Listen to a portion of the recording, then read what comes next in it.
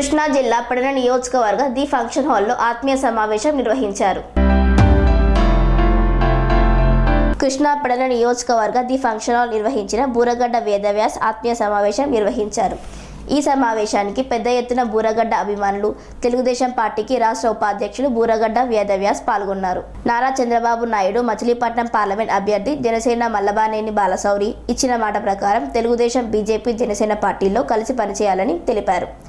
గత 30 సంవత్సరాల నుంచి బూరగడ్డ కుటుంబానికి నమ్ముకున్న కార్యకర్తలకు, అభిమానులకు, అలాగే టీడీపీ, బీజేపీ, జనసేన ప్రతి ఒక్కరికి వెన్నంటి ఉంటానని అన్నారు. వల్లభనేని బాలశౌరి టీడీపీ జిల్లా అధ్యక్షులు కొనకల నారాయణరావు, మాజీ మంత్రి కొల్లు రవీందర్, టీడీపీ ఇన్ఛార్జ్ కృష్ణ ప్రసాద్ మా ఇంటికి వచ్చి పార్టీకి సహకరించాలంటూ కోరారు.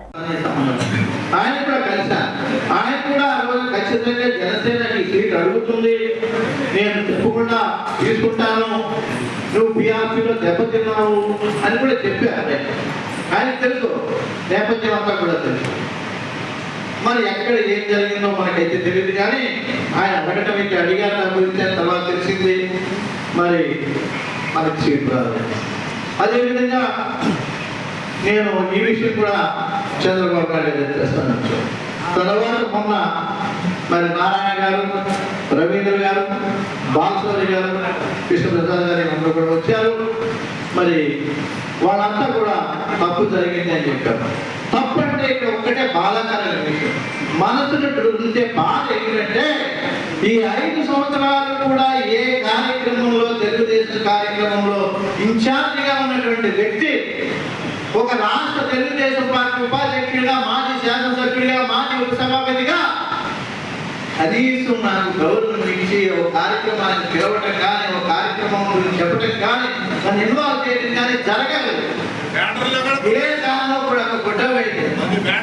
అయినా కానీ నేను చంద్రబాబు నాయుడు గారు జైల్లో ఉన్నారని నిరసన దీక్షలు చేస్తుంటే నా అంతా నేను తప్పు, నాయకుడు జైల్లో ఉంటే నిరసన దీక్ష చేస్తున్నారు, వాళ్ళు పిలవకపోయినా మనం వెళ్ళాలి. మళ్ళా వాళ్ళు పండగ ఆ రోజు దీక్ష శిబిరం పెట్టారు. ఊళ్ళో నన్ను పిలిచారు. మీరు పిలవడం ఏంటయ్యా, జనసైనికులు అంతా పిలిచారు.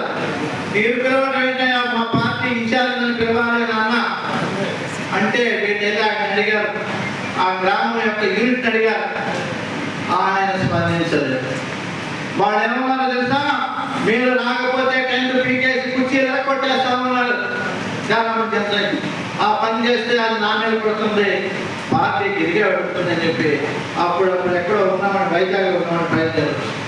చిన్నపాట్లో నిరసన దీక్ష పెడితే పిలవమంటే పిలవకపోయినా నేను 10 గంటల గ్రామం నుంచి చేశాను. అలాగే పెడనాలో శిబిరం పెడితే ఆఫీస్లో ఆ రోడ్డు పెడుతున్నాం. పార్టీ నిరసన దీక్ష జరుగుతుంది. రాష్ట్ర ఉపాధ్యక్షుడిని ఎల్లకపోతే బాగోదని ఎల్లి కూర్చుని దీక్షలో కూర్చుని నేను సంఘీభవించాను. బాలశౌరి గారు, పవన్ కళ్యాణ్ గారు చూసుకుంటారు. తప్పకుండా నాకు నమ్మకం ఉంటే కనుక తెలియజేస్తాను. బాలశౌరి గారు కూడా నేను నమ్మని రిక్వెస్ట్ చేశాను. ఎందుకంటే ఇవాళ చాలా మంది మరి పెన్నుల నుంచి కూడా, వైసీపీ నుంచి జనసేనలో చేరడానికి, మన చుమ్మల వాళ్ళంతా కూడా జనసేనలో చేరడానికి వచ్చారు. మరి ఎంపీ గారు లేరు కనుక ఆయన రిక్వెస్ట్ చేశాను. తిరుమలలో ఆయన ముందే షెడ్యూల్ ఖరారు అవడంగా రాలేకపోయారు.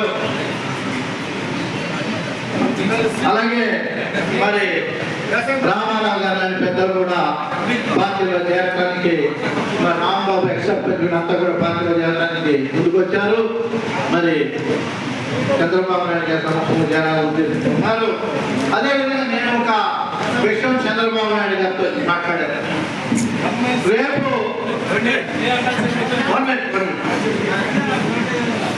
బాబు గారు ఇవాళ పార్టీ అధికారంలో లేనప్పుడే మమ్మల్ని ఖాతరు చేయలేదు. రేపు అధికారంలోకి వచ్చి మీరు ఇచ్చిన వ్యక్తి ఎమ్మెల్యే అయ్యి గవర్నమెంట్ వస్తే నియోజకవర్గంలో మా పరిస్థితి ఇవాళ 4 మండలాలు ఉన్నాయి. మా క్యాడర్ పరిస్థితి ఏంటి, మా కార్యకర్తల పరిస్థితి ఏంటి? 4 మండలాలు ఉన్నాయి, 4 జెడ్పీటీసీలు ఉన్నాయి, 2 మార్కెట్ యార్డ్లు ఉన్నాయి, 4 మండల ప్రెసిడెంట్స్ ఉన్నారు, లోకల్ వాడి బ్యాంక్స్ ఉన్నాయి. ఈ పరిస్థితి నేను ఒకటే అడిగా, వీటిల్లో నాకు 50% 4 మండలాల 2 మండలాల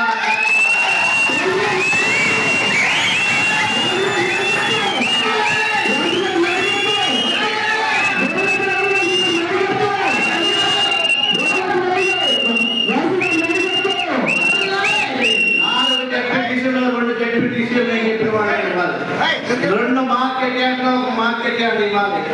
మండల ప్రెసిడెంట్ విషయంలో కూడా నేను చెప్పేది ఇవ్వాలి. బ్యాంక్స్ కానీ ఇతర విషయాల్లో కూడా నేను మా గ్రూప్కి మా క్యాడర్కి నేను చెప్పిన వాళ్ళకి ఇవ్వాలి. నేను ఒక్కడికే పాలనిస్తే కాదు, నా క్యాడర్ బతకాలి, నా మనుషులు బతకాలి. అదేవిధంగా మున్సిపాలిటీలో కూడా సగం మున్సిపల్ కౌన్సిలర్ విషయంలో మా వ్యక్తులకు ఇవ్వాలి.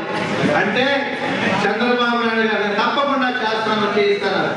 సార్ మీరు ఇప్పుడే మీ మాట విన్న వ్యక్తి, నేను కేకలేశాను ఆ వ్యక్తిని, పాలకుల్లో కూడా తిట్టానని చెప్తే మీ మాట ఇప్పుడే పెట్టానంటే నేను చేయిస్తాను. బాలసౌరి గారు హామీ తీసుకుని ఇది ఇంప్లిమెంట్ అయ్యేటట్టు నేను చేస్తానని ఆయన చెప్పారు. మొన్న కొరకడ నారాయణ గారు, కొల్లు రవీంద్ర గారు, కృష్ణప్రసాద్ గారు, బాలసౌరి గారు వచ్చినప్పుడు నేను ఇదే విషయం అందరినీ నేను ఇంకోటి కూడా అడిగా, మీ మాట నమ్మను. నారాయణ గారు కూడా చెప్పాను, ఈ మాట అసలు నమ్మను నేను.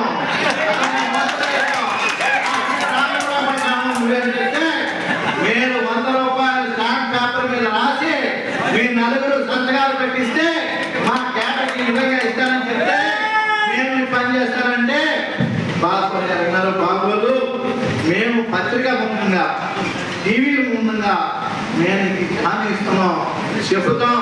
తప్పకుండా నీ క్యాడర్ విషయంలో ఏదైతే లోకల్ పార్టీస్ మున్సిపాలిటీ ఉందో నువ్వు అడిగిన విషయాలు తప్పకుండా చేస్తామని వాళ్ళు చెప్పారు. వాళ్ళ మాట బాలసౌరి గారి మాట ఎందుకంటే నాకు మిత్రుడు గారికి కావాల్సిన జోగి రమేష్ చాలా ఇబ్బంది పెడతానంటే మొట్టమొదటి పోలీస్ ఎంఆర్ ఆఫీస్ ధర్నా చేసిన వ్యక్తి. ఇలా ఏదైనా సరే నా అంతటి నేను చేశాను, కానీ నన్ను పార్టీ కార్యక్రమాలకు ఇన్వాల్వ్ చేశాను. కానీ ఇవాళ చెయ్యకపోయినా ఒక వ్యక్తి అంటాడు, అబ్జర్వర్ అని ఆయన వచ్చాడు, ఆయన ఒక వీడియో చూశాను. నేనంటా నేను ఎవరో తెలియజేసుకోవడానికి కోసం నేను ఊరు తిరుగుతున్నాను. నా పేరు తెలియజేసుకోవడం గురించి నేను నియోజకవర్గంలో పర్యటన చేస్తాను. అంటే వేదవ్యాస ఎవరిలో తెలియటానికి మన దేశంలో ఎప్పుడైనా తిరగాల. నేనంటే ఇంకా జిల్లాల మొత్తం చాలా మందికి తెలుసు. అటువంటి మాటలు మాట్లాడారు, చాలా బాధ అనిపించింది. నిజంగా ఇన్ని అవమానాలు పొందాలా, ఇన్ని బాధపడాలనిపించింది. ఎందుకు పంచుకున్నారంటే మీతో ఇది ఆత్మీయ సమావేశం. ఈ సమావేశంలో మీతో ఇవన్నీ చర్చించకపోతే, మాట్లాడకపోతే మనసుకి తృప్తి ఉండదు, మనసులో ఉన్న బాధ తిరిగిపోదు. ఆ బాధ తొలగాలంటే మీతో నేను జరిగిన విషయాలు చర్చించుకోవాలి. అందుకనే ఈ విషయాలన్నీ కూడా మీకు చెప్పకూడకపోయినా చెప్పవలసి వచ్చింది చెప్పాను. ఇవన్నీ చూసి వైసీపీ వాళ్ళు ఆటపెట్టి మాట కాదు సార్, నిజంగా వాళ్ళకి నా కృతజ్ఞత చెప్పుకోవాలి. చాలా ఆత్మీయంగా అభిమానంగా తెలుగుదేశం వాళ్ళకన్నా ఎక్కువగా వాళ్ళంతా ఎందుకంటే నాతో తెలుగుదేశం క్యాడర్ని రానివ్వకుండా ఈ 5 ఏళ్ళు చేశారు. ఏదో నా మీద అనుమానంతో ఉన్నవాళ్ళు వీళ్ళు జనసైకులు అందరూ వచ్చారు, కానీ చాలా తక్కువగా 10% కూడా తెలుగుదేశం క్యాడర్ని రానివ్వకుండా చేశారు. అయినా కానీ ఇవాళ ఉన్న పరిస్థితుల్లో చంద్రబాబు నాయుడు గారు, బాలసౌరి గారు వచ్చి మాట్లాడారు కనుక, వాళ్ళతో సంప్రదించాను కనుక, బాలసౌరి గారికి మాట్లాడారు కనుక ఎన్ని అవమానాలు పెంచినా ఇవాళ తప్పకుండా ఈ యొక్క ఎలయన్స్ కూటమికి నేను పనిచేస్తాను.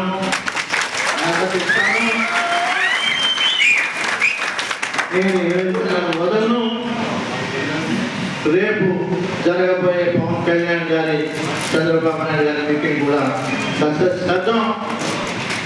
నేనేంటో కూడా ఈ నియోజకవర్గంలో చూపించుకుంటాను.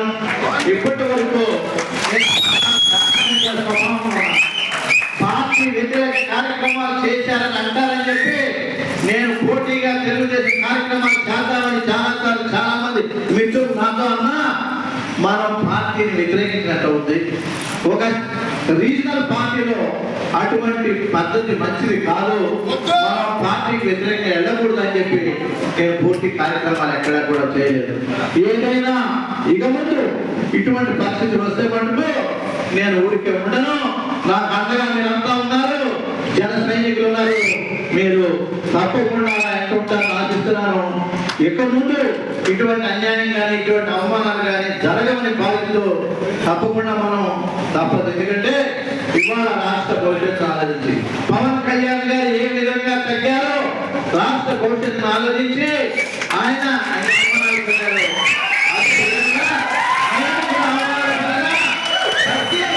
తప్పకుండా ఈ కూటమికి నా మద్దతు తెలియజేస్తాను. మరి రేపటి నుంచి కూడా నేను పర్యటించి గెలుపు కోసం ప్రయత్నం చేస్తాను. ఆ తర్వాత అది మీరు 2 సార్లు ఎమ్మెల్యే గెలిపించి చేసినందుకే నాకు ఈ విధమైన గౌరవం ఉంటుంది. ఇవాళ ఢిల్లీ అయినా, హైదరాబాద్ అయినా, పక్క రాష్ట్రాలు ఎక్కడికి వెళ్ళినా, ఏ ఆఫీసులైనా, ఏ పొలిటీషియన్ అయినా నాకు సహకరిస్తారు, నాకు మాట్లాడతారు. నేను చెప్పిన పనులు చేయడానికి వాళ్ళకున్నటువంటి వెసులుబాటుతో ప్రయత్నం చేస్తారు. ఆ విధమైనటువంటి గౌరవం లభించిందంటే ఎంత ఏదైనా నేను రాజకీయాలు వదలను, ఈ నియోజకవర్గాన్ని వదలను.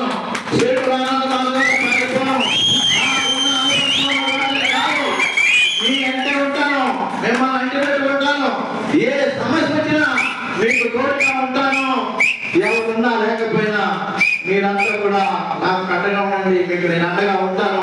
అధికారం లేకపోయినా, ఎమ్మెల్యే కాకపోయినా తప్పకుండా మీ యొక్క క్షేమంలో, మీ యొక్క సంక్షేమంలో, మీ సమస్యల విషయంలో నేను ముందుంటానని తెలియజేస్తున్నాను. నేను మొన్న బాలశౌరి గారు ప్రత్యేకంగా ఆయన ఇంటికి వచ్చి, ఆయన నాకు చాలా మిత్రుడు. 2004 నుంచి ఆయన మేము కలిసి పనిచేసాం. ఆయన ఎంపీగా, నేను శాసనసభ్యుడిగా మాకు అనుభవం ఉంది. ఫ్యామిలీ పరంగా కూడా మరి మాకు సంబంధాలు ఉన్నాయి. ఆయన నేను హైదరాబాద్ నుంచి రాగానే ఆరోగ్యం బాగోలేదు, నాకు ఫోన్ చేశారు. వచ్చి ఆయన నువ్వు ఎటువంటి నిర్ణయం తీసుకోవచ్చు, నా మాట నేను నీకు అండగా ఉంటాను. నేను చంద్రబాబు నాయుడు గారితో మాట్లాడతా. నీకు అన్యాయం జరిగిన మాట వాస్తవమే, నీకు మోసం చేసిన మాట వాస్తవమే. నీలాంటి సీనియర్ నాయకుడికి టికెట్ ఇవ్వకపోవటం తప్పే అని చెప్పి బాలశౌరి గారు నన్ను అడగటం. అదేవిధంగా మరి 24 గంటల్లోనే చంద్రబాబు నాయుడు గారితో అపాయింట్మెంట్ ఫిక్స్ చేయడం.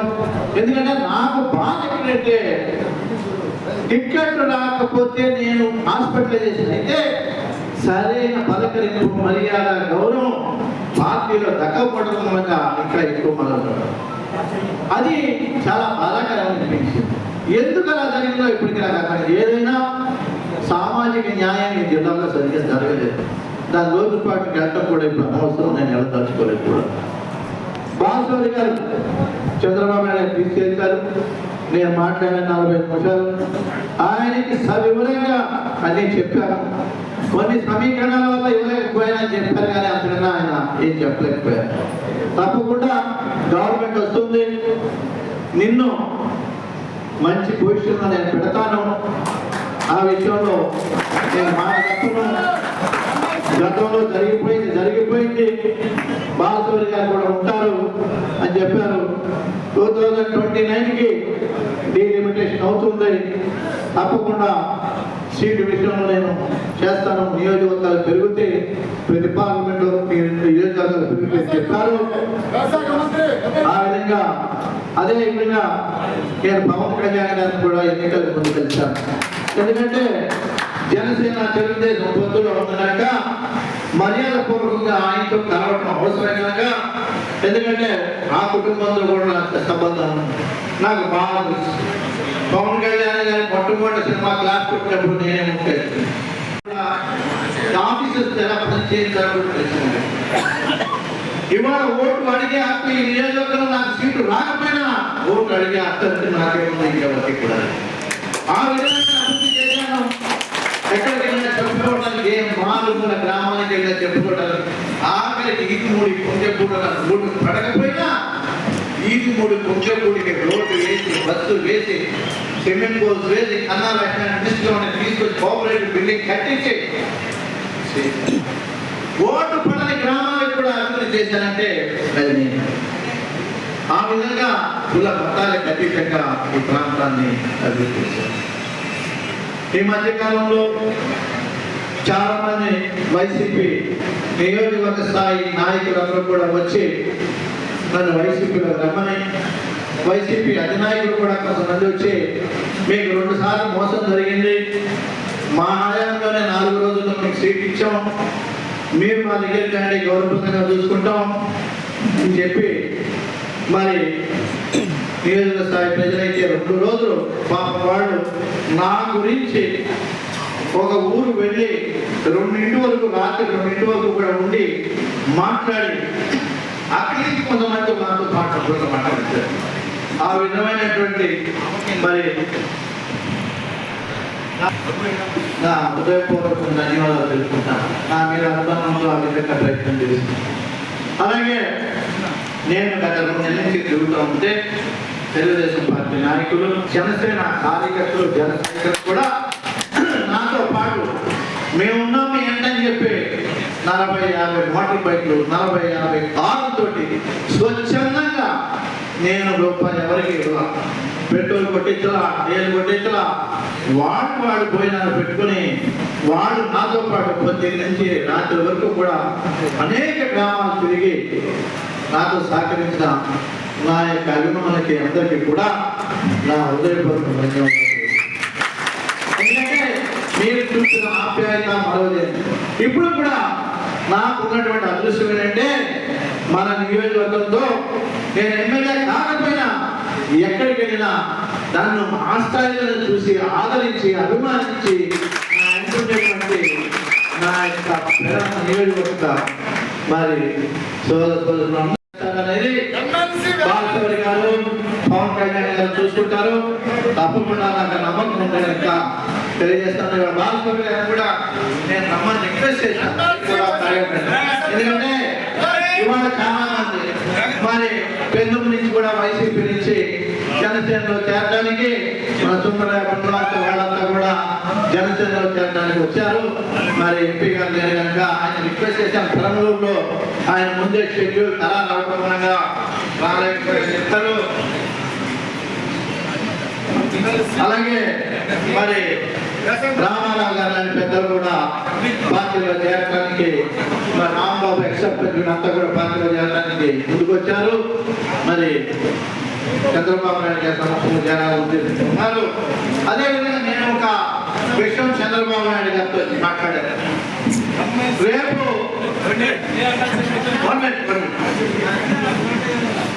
బాబు గారు ఇవాళ పార్టీ అధికారంలో లేనప్పుడే మమ్మల్ని ఖాతరు చేయలేదు. రేపు అధికారంలోకి వచ్చి మీరు ఇచ్చిన వ్యక్తి ఎమ్మెల్యే అయ్యి గవర్నమెంట్ వస్తే నియోజకవర్గంలో మా పరిస్థితి ఇవాళ 4 మండలాలు ఉన్నాయి. మా క్యాడర్ పరిస్థితి ఏంటి, మా కార్యకర్తల పరిస్థితి ఏంటి? 4 మండలాలు ఉన్నాయి, 4 జెడ్పీటీసీలు ఉన్నాయి, 2 మార్కెట్ యార్డ్లు ఉన్నాయి, 4 మండల ప్రెసిడెంట్స్ ఉన్నారు, లోకల్ వాడి బ్యాంక్స్ ఉన్నాయి. ఈ పరిస్థితి నేను ఒకటే అడిగా, వీటిల్లో నాకు 50% 4 మండలాల్లో 2 మండలాలు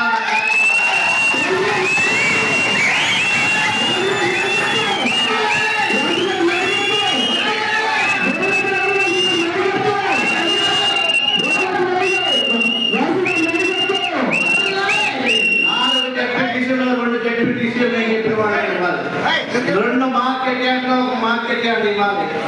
మండల ప్రెసిడెంట్ విషయంలో కూడా నేను చెప్పేది ఇవ్వాలి. బ్యాంక్స్ కానీ ఇతర విషయాల్లో కూడా నేను మా గ్రూప్కి, మా క్యాడర్కి నేను చెప్పిన వాళ్ళకి ఇవ్వాలి. నేను ఒక్కడికే పదవిస్తే కాదు, నా క్యాడర్ బతకాలి, నా మనుషులు బతకాలి. అదేవిధంగా మున్సిపాలిటీలో కూడా సగం మున్సిపల్ కౌన్సిలర్ విషయంలో మా వ్యక్తులకు ఇవ్వాలి. అంటే చంద్రబాబు నాయుడు గారు తప్పకుండా చేస్తానని చేయిస్తున్నారు. సార్ మీరు ఇప్పుడే మీ మాట విన్నటువంటి వ్యక్తి, నేను కేకలేశాను ఆ వ్యక్తిని, పాలకుల్లో కూడా తిట్టానని చెప్తే మీ మాట ఇప్పుడే పెట్టాడంటే నేను చేయిస్తాను.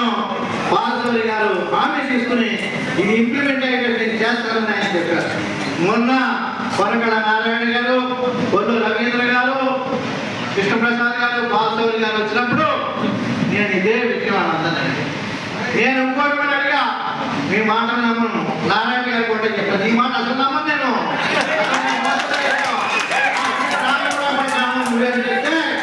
మీరు 100 రూపాయలు స్టాంప్ పేపర్ మీద రాసి మీ నలుగురు సంతకాలు పెట్టిస్తే మా కేటకి విధంగా ఇస్తానని చెప్తే మేము పని చేస్తానంటే బాస్వామి గారు ఉన్నారు. బాగోదు, మేము పత్రిక ముందుగా టీవీ ముందుగా మేము హామీ ఇస్తున్నాం, చెబుతాం.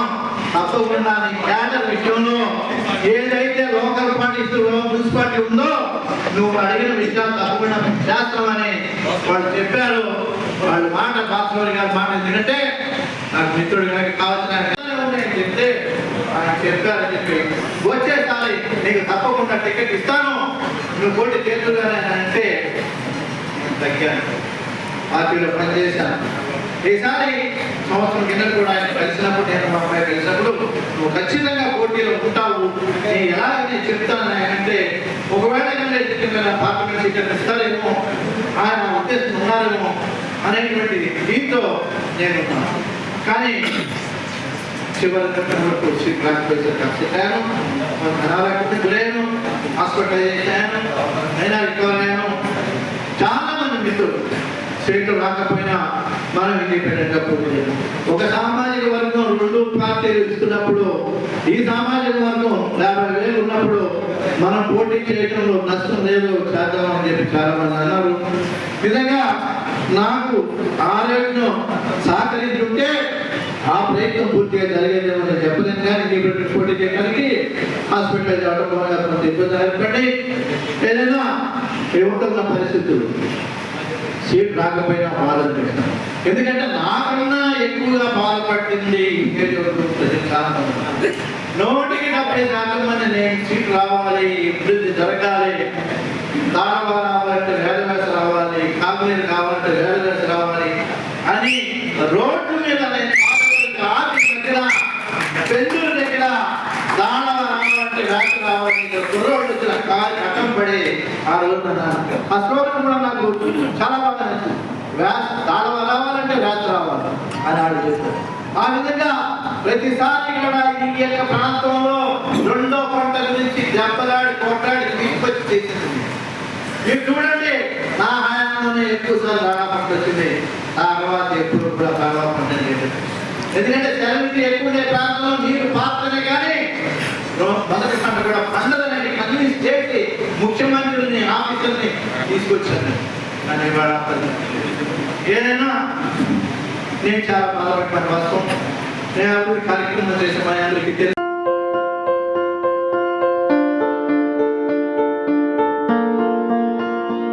సంస్కృతి, సంప్రదాయం, ప్రేమ, ఆప్యాయత, రాజసం ఉట్టిపడే వేడుకలకు అనువైన ప్రదేశం MLN కన్వెన్షన్ హాల్.